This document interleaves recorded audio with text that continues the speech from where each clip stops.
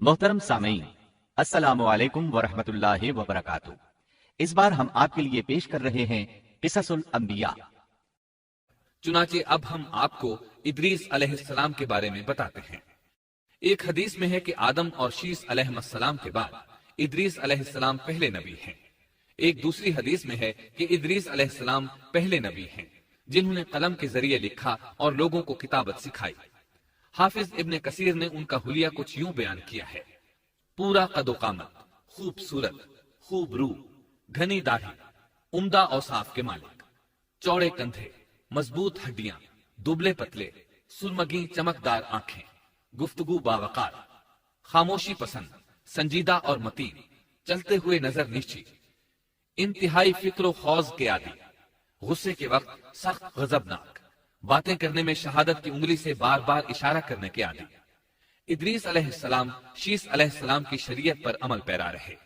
चूंकि इदरीस अलैहिस्सलाम रसूल भी थे, इसलिए अल्लाह की तरफ से मुस्तकिल उन पर शरीयत नाजिल हुई, जिसकी तशरीह और तफसीर करके लोगों को अहकाम इलाही से आगाह फरमाते।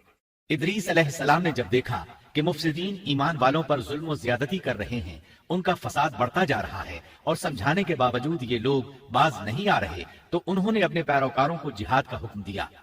इदरीस अलैहिस्सलाम पहले शख्स हैं जिन्होंने अल्लाह के रास्ते में जिहाद किया, गनीमतें हासिल की और दुश्मनों को कैदी बनाया। लेकिन गनीमतें और कैदी उनके लिए हलाल नहीं थे।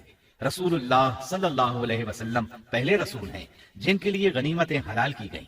लेकिन ये बात यकीनी है कि जिहाद सबसे पहले इदरीस अलैहिस्सलाम ने किया।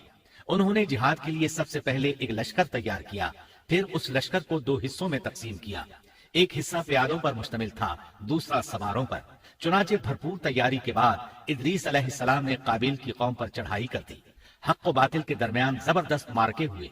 आखिरकार इदरीस अलैहिस्सलाम ने उन्हें घुटने टेकने पर मजबूर कर दिया।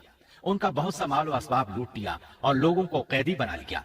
अल्लाह ताला ने इन तमाम बातों का जिक्र नहीं फरमाया, बल्कि अल्लाह ने उनकी सीरत के बारे में अपनी किताब कुरान मजीद में इशारतन जिक्र फरमाया है। मसलन सूरह मरियम आयात 56 और 57 में इरशाद होता है, और इस किताब में इदरीस का भी जिक्र कर, वो भी नेक किरदार नबी थे, हमने उन्हें बुलंद मकाम पर उठाया।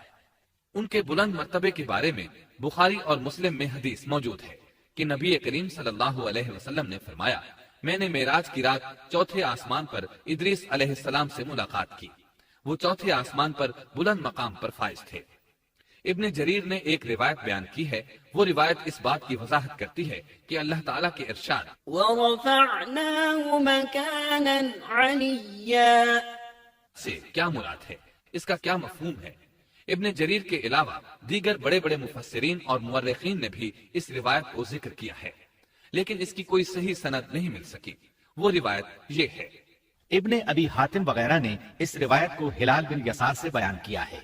वो कहते हैं, मेरी मौजूदगी में इब्ने अब्बास रज़ी अल्लाह अन्हुमा ने काब रहमतुल्लाह अलैहि से पूछा, काब, इदरीस अलैहिस्सलाम के मुताल्लिक अल्लाह ताला के इस कौल वरफ़अनाहु मकानन अलिय्या, हमने उन्हें बुलंद मकाम पर उठा लिया, का क्या मतलब है?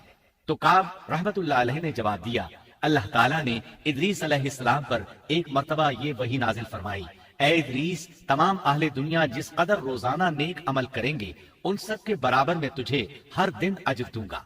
इदरीस अलैहिस्सलाम ने यह सुना तो उन्हें ख्वाहिश महसूस हुई कि मेरे अमाल में रोज अफजूं इजाफा हो, इसलिए उम्र का हिस्सा तवील हो जाए तो अच्छा है। उन्होंने वही इलाही और अपने इस ख्याल को एक रफीक फरिश्ते पर जाहिर करके कहा, इस मामले में मौत के फरिश्ते से गुफ्तगू करो ताकि मैं नेक आमाल का ज्यादा से ज्यादा वक्त हासिल कर सकूं। उस फरिश्ते ने जब ये सुना तो इदरीस अलैहिस्सलाम को अपने बाजुओं पर बिठाकर ले उड़ा। जब ये चौथे आसमान से गुजर रहे थे तो मौत का फरिश्ता जमीन पर आने के लिए उतर रहा था। वहीं दोनों की मुलाकात हो गई। दोस्त फरिश्ते ने मौत के फरिश्ते से इदरीस अलैहिस्सलाम के बारे में गुफ्तगू की। मौत के फरिश्ते ने दरियाफ्त किया, इदरीस अलैहिस्सलाम कहाँ हैं? उसने कहा, मेरी पुश्त पर। मौत का फरिश्ता कहने लगा, मुझे अल्लाह की तरफ से ये हुक्म मिला है कि चौथे आसमान पर इदरीस अलैहिस्सलाम की रूह कब्ज करूं, इसलिए मैं सख्त हैरत में था कि ये कैसे मुमकिन है। इदरीस अलैहिस्सलाम तो जमीन पर हैं। चुनाचे मौत का फरिश्ता इदरीस अलैहिस्सलाम के पास आया, उनसे इजाजत तलब की और उनकी रूह कब्ज कर ली। अंबिया को ये इम्तियाज हासिल है कि फरिश्ता उनकी इजाजत के बगैर उनकी रूह कब्ज नहीं कर सकता। اور رسول اللہ صلی اللہ علیہ وسلم کو تو یہ اختیار دیا گیا کہ آپ دنیا میں مزید رہنا پسند کریں تو رہ سکتے ہیں، یا پھر رفیق اعلیٰ کی رفاقت کو پسند کر لیں۔ آپ نے رفیق اعلیٰ کی رفاقت کو پسند فرمایا۔ اس طرح ادریس علیہ السلام کی روح چوتھے آسمان پر قبض کی گئی۔ انہیں بھی عیسیٰ علیہ السلام کی طرح آسمان پر اٹھایا گیا۔ فرق یہ ہے کہ عیسیٰ علیہ السلام کی روح قبض نہیں کی گئی۔ یہ واقعہ نقل کر کے کعب رحمت اللہ علیہ فرماتے ہیں کہ اللہ تعالیٰ کے ارشاد ورفعناه مكانا عليا کی تفسیر یہی ہے، لیکن درست بات یہ ہے کہ یہ اسرائیلی روایت ہے۔ ادریس علیہ السلام کی وفات ہو گئی تو لوگ فساد میں اور بڑھ گئے، ان میں شر پھیل گیا، تاہم وہ توحید پر قائم رہے۔ بت پرستی کا ان میں کوئی شعور نہیں تھا۔ لوگ آدم علیہ السلام کی وفات کے 1000 سال بعد تک توحید پر قائم رہے۔ ان میں فسق و فجور ضرور تھا لیکن شرک نہیں تھا۔